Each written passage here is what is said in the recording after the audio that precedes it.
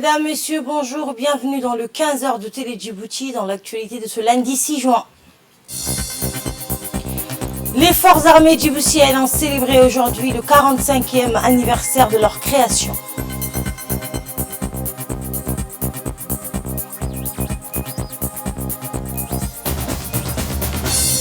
Et Rafael Nadal célèbre sa 14e Coupe des Mousquetaires de vainqueur de Roland-Garros comme sa première. Bonjour et merci de nous accueillir chez vous. Ce jour de lundi 6 juin 2022, les forces armées djiboutiennes ont célébré leur 45e anniversaire dans la joie et l'allégresse. Placé sous l'égide du Premier ministre Abdelkader Kamel Mohamed, le 45e anniversaire de la création de l'armée djiboutienne a été marqué par une prise d'armes suivie d'un défilé militaire à pied. Cet événement national tant attendu s'est réalisé après 2 années de proscription dues aux restrictions liées à la pandémie du Covid-19 ayant totalement bouleversé l'ordre et l'économie mondiale. Symbole d'unité et de cohésion, les forces de défense de sécurité, garantes de la stabilité et de la souveraineté nationale, ont défilé ensemble sous la bannière de l'unité. Toutes les institutions étaient présentes.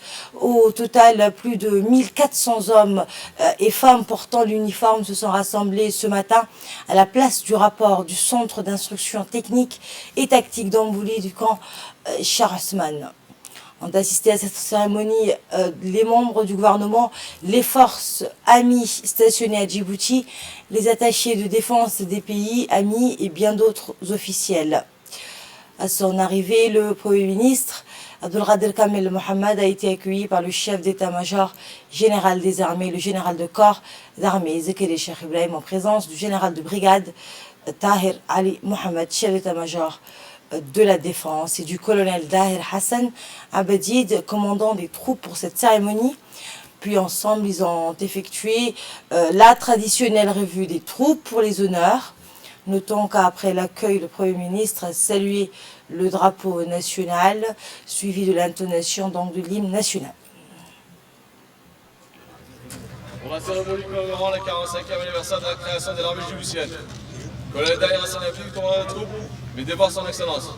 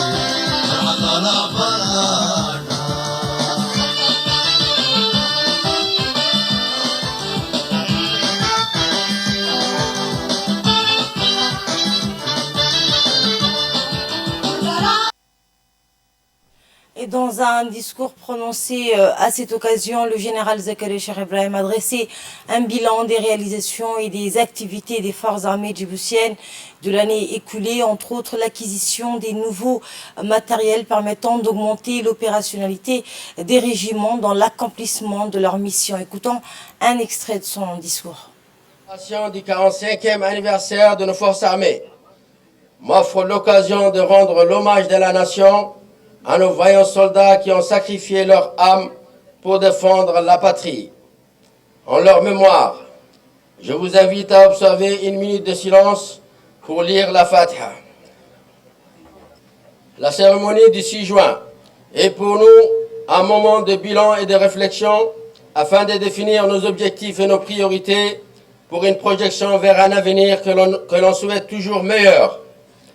Nos forces de défense et de sécurité poursuivent les efforts qu'elles mènent au quotidien pour défendre l'intégrité du territoire et assurer la sécurité et la protection de nos concitoyens. Au cours de ces dernières années, des opérations de ratissage se sont succédées dans les régions de l'intérieur et au long de nos frontières. Alhamdulillah, malgré la rigueur du terrain et les moyens limités, ces missions ont été menées avec succès. C'est pourquoi j'adresse mes vives félicitations et mes remerciements au régiment des FAT et aux unités des forces de sécurité du pays ayant pris part à ce travail remarquable. Ces missions doivent continuer dans chacune des régions pour empêcher toute menace pouvant nuire à notre sécurité. L'arrivée du premier lot des véhicules Oural, l'acquisition des moyens navals importants, l'acquisition du deuxième avion MA-60 ainsi que l'hélicoptère de combat Z9 sont des exemples concrets du renforcement en équipement pour répondre aux nécessités de nos engagements. Nos autres préoccupations sont aussi en cours de résolution. En effet, c'est une nécessité absolue pour nos forces de défense et de sécurité de disposer des matériels dont elles ont besoin pour être à la hauteur des défis sécuritaires actuels et à venir. Nous nous réjouissons aussi du respect de la parité de genre au sein de notre armée. Aujourd'hui, les personnels féminins des armées ont atteint un niveau de compétence élevé. Dévouées pour défendre le drapeau national avec autant de courage que celui des hommes, elles assument pleinement les responsabilités qui leur sont confiées. C'est depuis 11 années que les forces armées djiboutiennes sont engagées au sein de l'AMISOM qui porte désormais le nom d'ATMIS depuis avril 2022, afin de participer au rétablissement de la paix en Somalie, pays en guerre depuis plus de 30 ans. Cette solidarité de contribuer à la préservation de la paix et de la sécurité dans notre région et dans le monde s'inscrit dans la volonté et la vision stratégique de son Excellence Al-Hajj Ismail Omar Guelleh, président de la République et chef suprême des armées.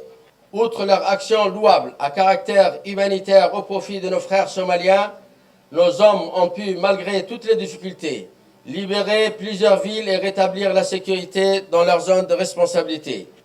À ce titre, je veux saluer l'engagement exemplaire et les sacrifices de nos militaires qui accomplissent cette mission avec un sens élevé du devoir, comme a toujours été le cas des militaires djiboutiens déployés dans les missions multinationales ou internationales.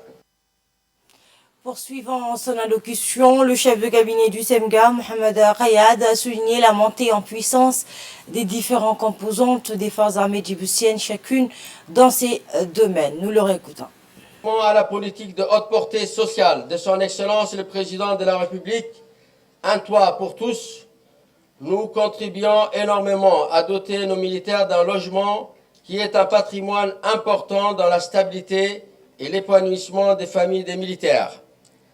Après la première phase de 500 logements construits à la cité Ahmed Saïd Guedi, rahimahullah, une deuxième phase de 700 logements a été lancée au début de cette année. Nous continuerons ces travaux pour concrétiser notre premier projet de construction allant jusqu'à 3700 logements. Par ailleurs, il est à souligner les divers projets réalisés par le service Génie Bâtiment dans le cadre de l'amélioration des conditions de vie et de travail de nos personnels. Il s'agit de la réhabilitation du poste d'Assamo, la construction de 2 soutes à munitions, de nouveaux hangars de 2 hectares pour les véhicules orales, 3 bâtiments destinés à abriter les personnels féminins au camp Cheikh Ousmane, des nouvelles infrastructures au sein du bataillon d'intervention rapide à Al-Ounay. Dans le domaine de la santé, nous félicitons nos personnels médicaux qui sont aux côtés de leurs homologues du ministère de la Santé et qui sont mobilisés jour et nuit pour assurer les prestations médicales ainsi que l'opération nationale de vaccination contre le Covid-19 au profit de nos concitoyens. Aussi, nous saluons hautement les grands chantiers réalisés par l'hôpital militaire qui a clôturé avec succès son projet d'établissement 2015-2021 par la mise en place complète du plateau technique d'ophtalmologie de niveau 3. Son projet d'établissement 2022-2027 étant approuvé, notre hôpital militaire se prépare désormais pour mettre en place successivement les projets de soins de la chirurgie cardiaque dont l'infrastructure de 1500 m² a été déjà lancée, de l'urologie endoscopique et de la neurologie médicale et interventionnelle. Il a été décidé par ailleurs de construire un nouveau bâtiment de spécialité chirurgicale afin de désengorger l'ancien bâtiment. Tout cela étant accompagné d'une large stratégie de ressources humaines afin d'assurer pleinement ces différents services. À cela s'ajoute l'ouverture très prochainement de la carrière hospitalo-universitaire aux médecins militaires, et ce, en étroite collaboration avec le ministère de l'Enseignement supérieur et le service de santé de l'armée royale marocaine. Notre souhait est de créer prochainement une école du service de santé des armées. C'est pourquoi des espaces d'enseignement sont inclus dans le projet d'extension de l'hôpital militaire. Nous félicitons particulièrement le développement constant et la persévérance de la Direction générale des relations internationales des FAD, qui figure parmi nos grands projets de montée en puissance. Il a cité en novembre 2021 le succès de l'organisation du premier séminaire avec nos attachés de défense en tant qu'acteurs de la coopération militaire, dans l'objectif d'une meilleure conduite de nos relations de coopération avec les pays amis. Dans cette même perspective, et afin d'exploiter au mieux le programme de coopération multilatérale avec les forces amies, il est prévu cette année la toute première réunion en son genre qui regroupera les attachés de défense et les représentations des pays amis présents à Djibouti. D'autre part, la DGRI a initié une tournée dans l'ensemble des corps et formations pour prendre contact avec les chefs de corps et leur présenter les nouvelles dispositions de la direction et son rôle déterminant dans le cadre de la coopération militaire avec les pays amis, tant sur le plan international que national. Aujourd'hui, la situation alarmante des pays de la région touchés par les crises nous impose à préserver par tous les moyens notre unité nationale et continuer à combattre ensemble toute menace pouvant fragiliser la stabilité de notre pays. Quelle que soit votre place dans l'armée, sur le sol national ou ailleurs, vous devez être conscient de la haute responsabilité que notre pays a placée en vous. Cette responsabilité exige de votre part beaucoup d'attention, de la rigueur et de la cohésion de votre travail. Cet engagement, nous devons le réaliser dans l'unité et le respect de la hiérarchie afin de relever ensemble le défi de la défense et de la sécurité de notre pays. C'est grâce à cette unité nationale et à la cohésion de l'ensemble de nos forces que nous pouvons franchir ensemble les obstacles et atteindre notre objectif commun, qui est de garantir l'unité du peuple djiboutien, préserver nos intérêts stratégiques et la souveraineté de notre nation. C'est pourquoi je vous rappelle à chaque fois les mots-clés à 4 noms. Inkitino, Mednimo, Al-Wahda, unité. Et au terme du discours, le Premier ministre et les membres du gouvernement accompagnés du chef d'état-major général des armées ont entamé un cérémonial. En premier lieu, une fatiha est élue au père de la nation, Al-Hajj Hassan Gouled Abtidon, devant sa tombe. Les officiels ont prié Allah Azzawajal qu'il le rétribue pour ses bonnes actions. Ensuite, le Premier ministre a déposé des gerbes au monument des martyrs en mémoire de nos héros nationaux qui ont sacrifié leur vie afin de voir Djibouti indépendante, unie et indivisible. Regardons donc ensemble ce cérémonial.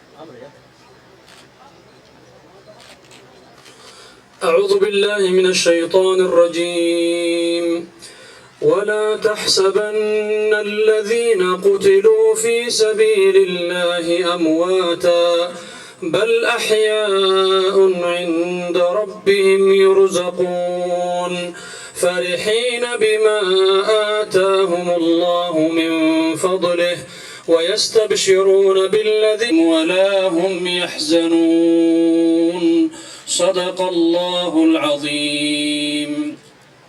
اللهم اغفر لشهدائنا وشهداء المسلمين، اللهم اغفر لهم وارحمهم وعافهم واعف عنهم وأكرم نزلهم ووسع مدخلهم واغسلهم بالماء والثلج والبرد ونقهم من الذنوب والخطايا كما ينقى الثوب الأخير من أهلهم وأدخلهم الجنة وأعذهم من عذاب القبر ومن فتنة النار.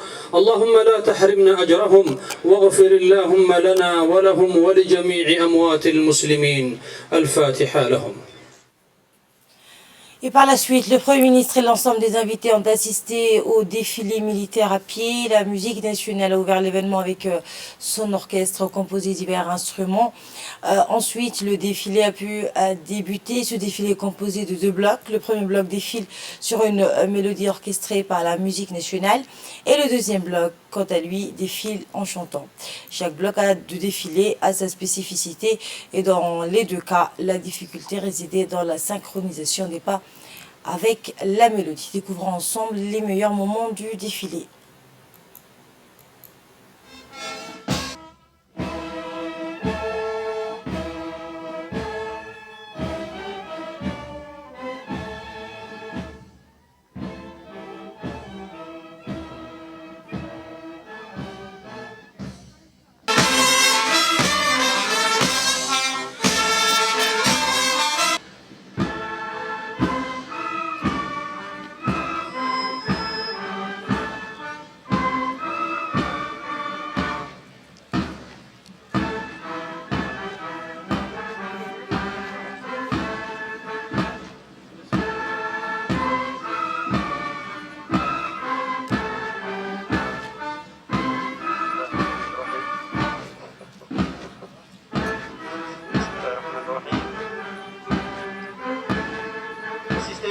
Au passage illégal commandé quand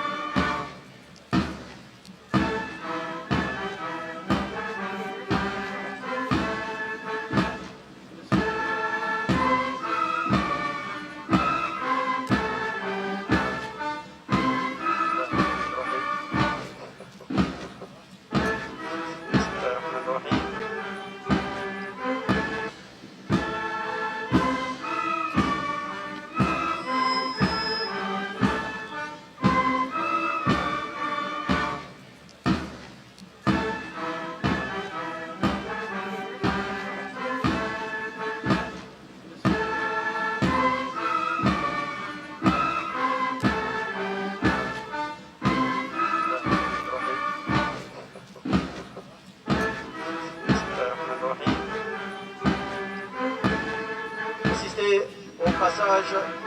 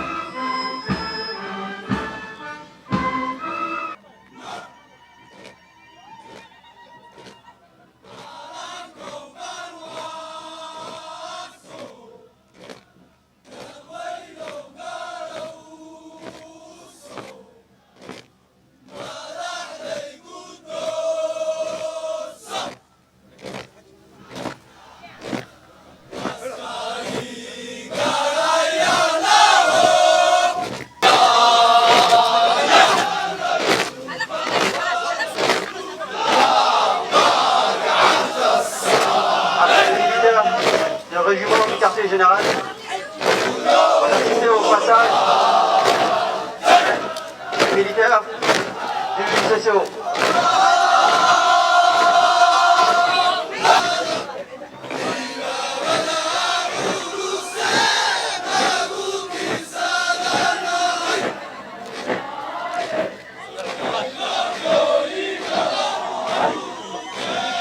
Ouais, hard for les honnêtes.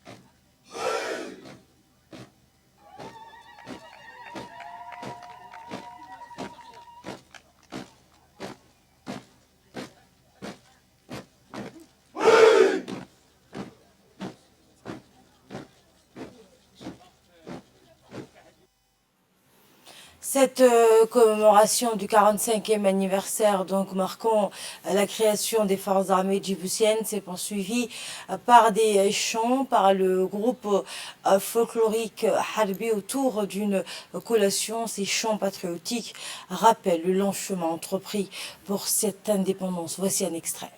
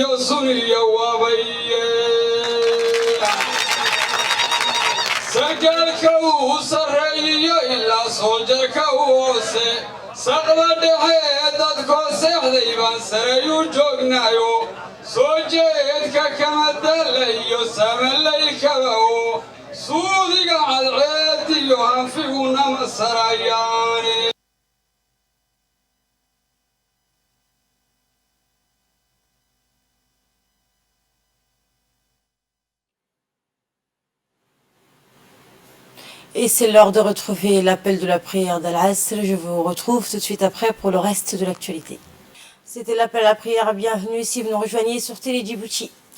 Dans le reste de l'actualité, le Premier ministre Abdelrad Kamel Mohamed a reçu dans ses bureaux le président de la Banque africaine de développement, Dr Adesina, accompagné d'une forte délégation.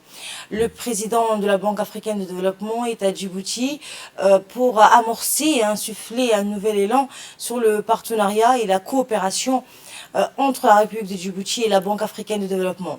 Plusieurs domaines sont ciblés, dont la création d'emplois, les énergies renouvelables, le développement des sciences et des technologies, l'autonomisation financière des femmes, l'appui à l'entrepreneuriat des jeunes, l'agriculture entre autres.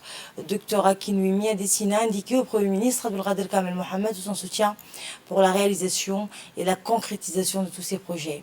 Au terme de cette rencontre, le Premier ministre a élevé le président de la Banque africaine de développement de l'étoile du commandeur dans l'ordre du 27 juin. Dr Adesina était accompagné d'une délégation comprenant entre autres Mme Nemna Nouaboufo, la directrice régionale de la Banque africaine de développement.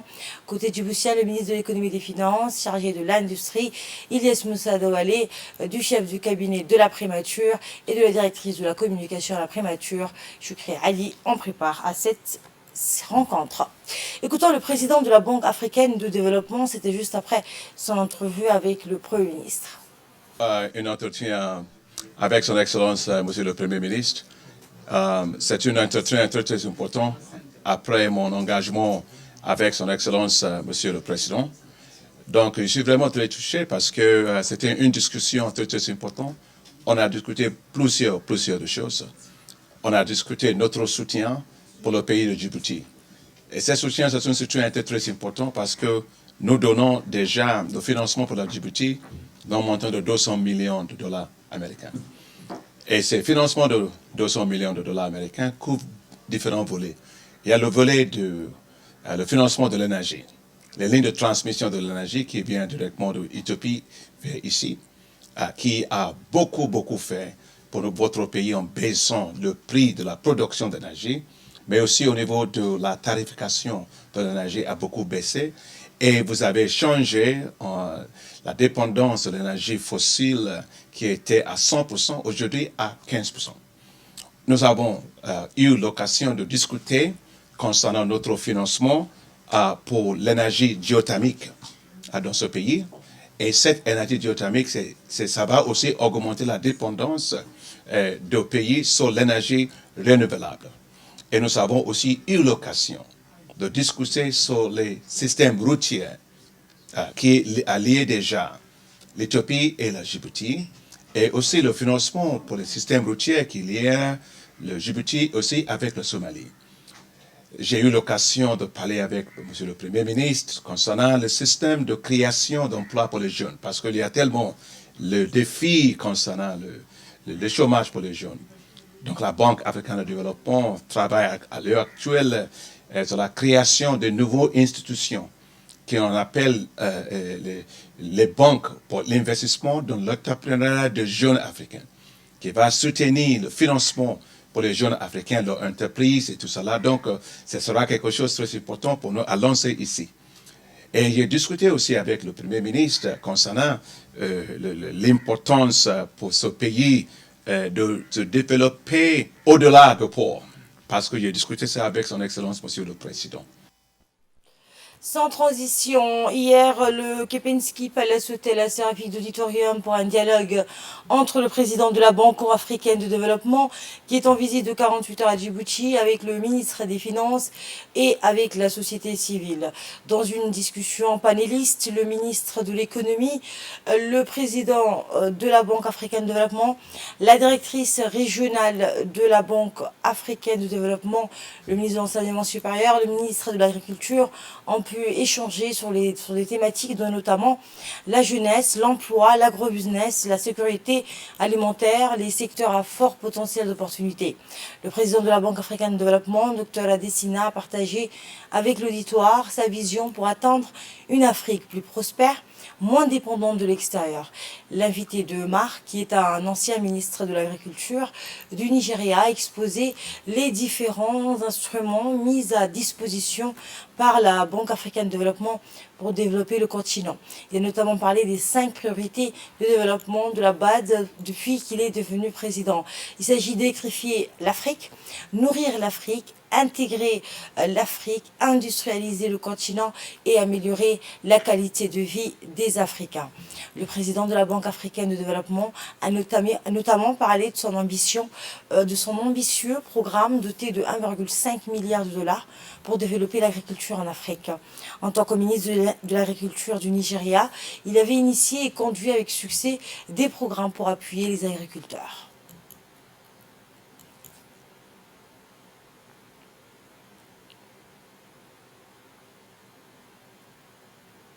Écoutons un extrait de l'intervention du président de la Banque africaine de développement, Dr Adesina, intervention que nous aurons dans nos prochaines éditions. Voici à présent le mot du ministre.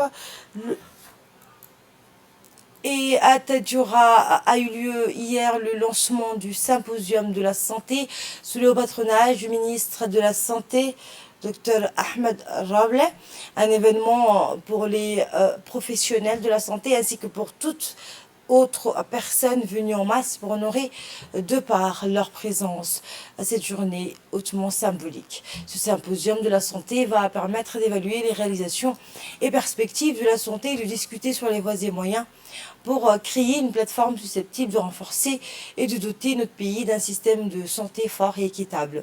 Il constitue un terrain propice d'échanges inclusifs et de débats constructifs afin de doter notre pays d'un système de santé fort, résilient et équitable à l'horizon 2030. L'objectif général de ce symposium de la santé est de mettre en place des plateformes susceptibles d'organiser des consultations publiques à travers des ateliers thématiques dans le but d'identifier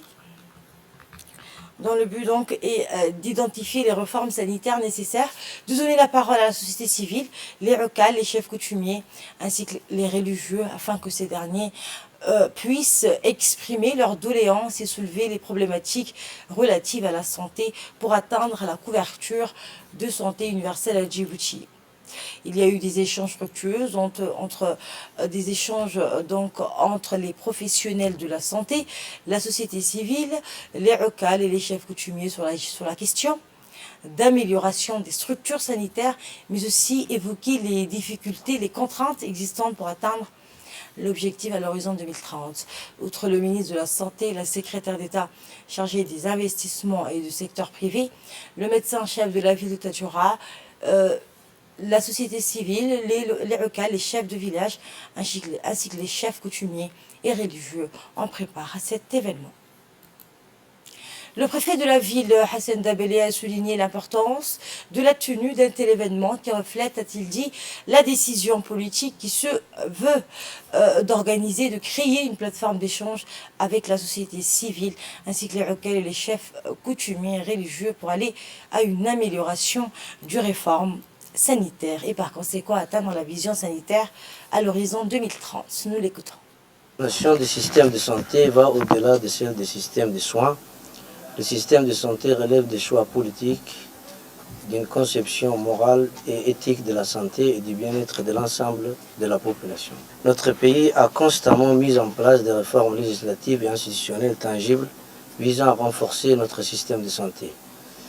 En effet, une telle initiative, une telle réforme mise en place aujourd'hui par le ministre de la Santé, découlant de la volonté politique du chef de l'État, son Excellence Ismaël Omar Guelleh, ont permis et permettent d'améliorer au quotidien la performance de notre système de santé.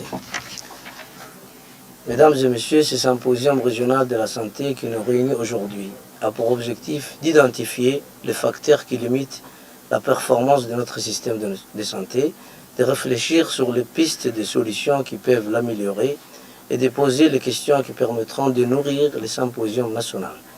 Il est nécessaire de comprendre que la question de la santé publique, compte tenu de ses enjeux éthiques, occupe la toute première place dans le débat public.